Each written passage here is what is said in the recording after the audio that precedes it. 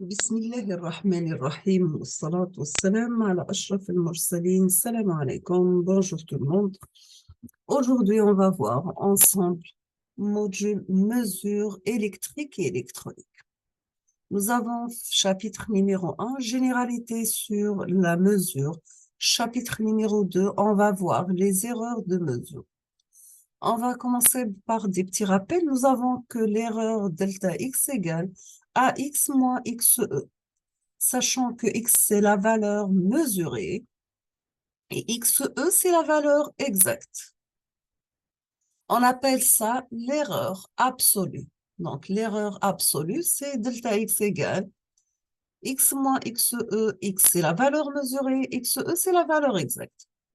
On passe à l'erreur relative, epsilon r, donc c'est la variation de x par rapport à XE. Donc, c'est tout simplement x moins XE sur XE. Donc, c'est la valeur mesurée moins la valeur exacte divisée par la valeur exacte. On passe au calcul des incertitudes et on va commencer par l'incertitude absolue. Donc, pour les opérations de base, nous avons delta x égale la dérivée de f par rapport à a, sachant que b et c sont des constantes par delta a, plus la dérivée de f par rapport à b, cette fois-ci a et c sont des constantes multipliées par delta b, plus la dérivée de f par rapport à c, nous avons a et b sont des constantes multipliées par delta c.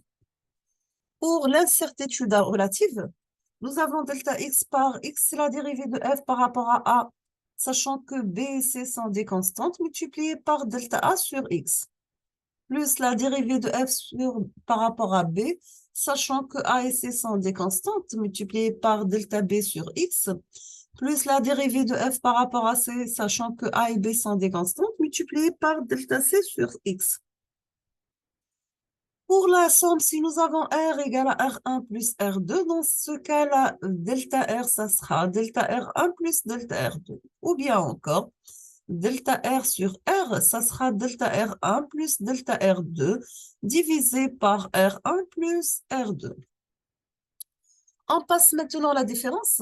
Si nous avons I égale I1 moins I2, dans ce cas, la variation de I est égale à la variation de I1 plus la variation de I2, ou encore la variation de I sur I est égale la delta I1 plus delta I2 sur I1 moins I2.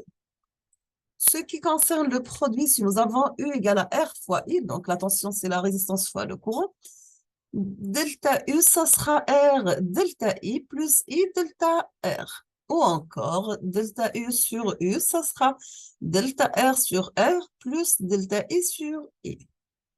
On passe maintenant au quotient. Si nous avons x égale à a divisé par b, dans ce cas, delta x, ça sera delta a sur b plus a sur b au carré delta b. Ou encore, delta x sur x, ça sera delta a sur a plus delta b sur b. Maintenant, pour le calcul de l'incertitude cas des appareils analogiques, nous avons la valeur mesurée x est donnée par la relation. Donc, x, ça sera le calibre utilisé multiplié par L. Grand L, c'est la lecture, divisé par grand E, c'est l'échelle. Pour l'incertitude de classe, nous avons delta XC est égal à CL par C divisé par 100. Ou bien, c'est le calibre multiplié par la classe divisé par 100. Pour l'incertitude de la lecture, nous avons delta CL, c'est C par delta L sur E, donc c'est le calibre fois la fraction de division divisée par l'échelle.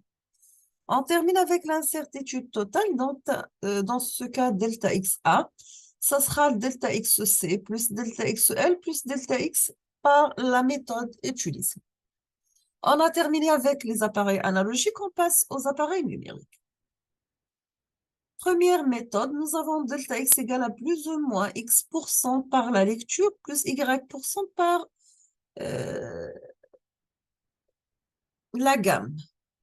On obtient dans ce cas delta XW est égal à X par L divisé par 100 plus Y par G divisé par 100. G, c'est la gamme et grand L, c'est la lecture. La deuxième méthode, nous avons delta X égale plus ou moins X% par la lecture plus un point. On obtient dans ce cas x, delta x grand N est égal à x par L sur 100 plus n par G sur grand N. Sachant que petit n, c'est le nombre de points d'erreur commis par l'appareil, et grand N, c'est le nombre total de points de l'appareil. Nous avons une remarque, toujours delta x numérique, elle est inférieure à delta x analogique. C'est que l'appareil numérique nous donne une valeur plus précise que l'appareil analogique. On peut écrire l'incertitude suivante de façon. La première façon, nous avons xe est égal à x plus ou moins delta x. C'est bien l'incertitude absolue delta x. La deuxième façon, xe est égal à x unité plus ou moins delta x sur x pour 100. X ici, delta x sur x, c'est l'incertitude relative.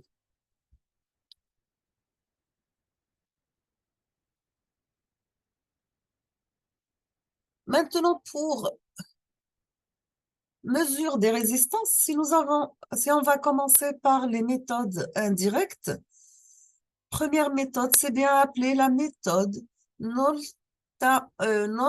noltempermétrique. Nous avons d'après la loi de Ohm que Rx, la résistance mesurée, est égale à la tension à ces bancs divisé par le courant qui le parcourt, bien sûr.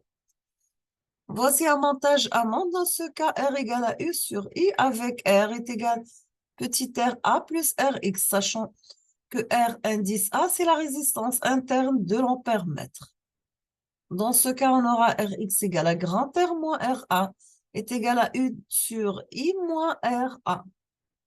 Pour delta Rx est égal à Ra. Dans ce cas, on aura la variation de Rx sur Rx est égale à Ra sur Rx. On passe maintenant au montage à 20.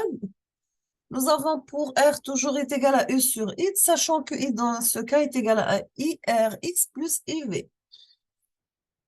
R est égal à R multiplié par RV sur Rx plus RV. RV, c'est la résistance interne du voltmètre.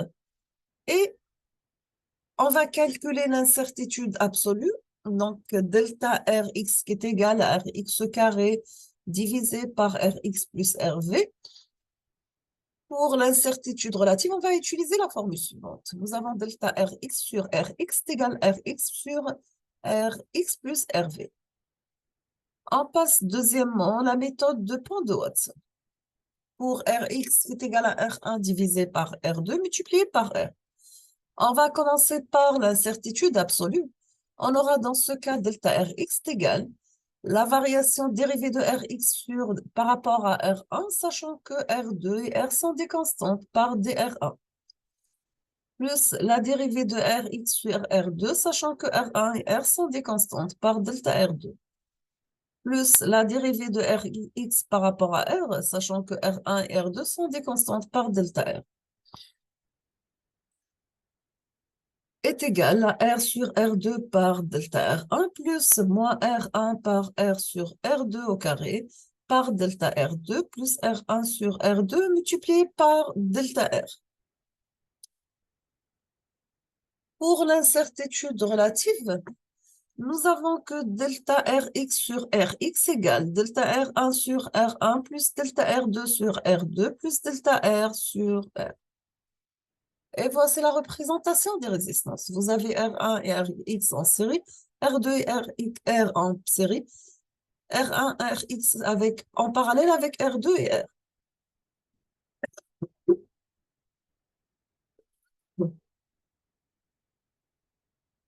Troisièmement, on va voir la méthode du voltmètre en série. On va commencer par un schéma de principe. Nous avons ici, d'après la loi de May, que Rx égale U moins U' sur le courant I. Sachant que U', c'est RV par I, dans ce cas, on aura que le courant est égal U' divisé par RV. On va remplacer dans la formule, donc on aura Rx égale U divisé par U' moins 1 par RV. Bien sûr, avec X égale U sur U', qui est égal état 1 sur état 2. On aura dans ce cas Rx égale X moins 1 par RV. Pour delta Rx qui est égal à X moins 1 delta RV plus RV delta X. C'est l'incertitude absolue. Dans ce cas, si on va calculer la variation delta Rx par rapport à x, à quoi égale? Nous avons que delta Rx sur Rx est égal delta Rv sur Rv plus x sur x moins 1 par delta x sur x. Sachant que delta x sur x égale delta état 1 sur état 1 plus delta état 2 sur état 2. Pour l'incertitude relative finale, nous avons la variation delta Rx sur Rx égale delta Rv sur Rv plus x par x plus 1 divisé par x moins 1 multiplié par delta état 1 sur état 1.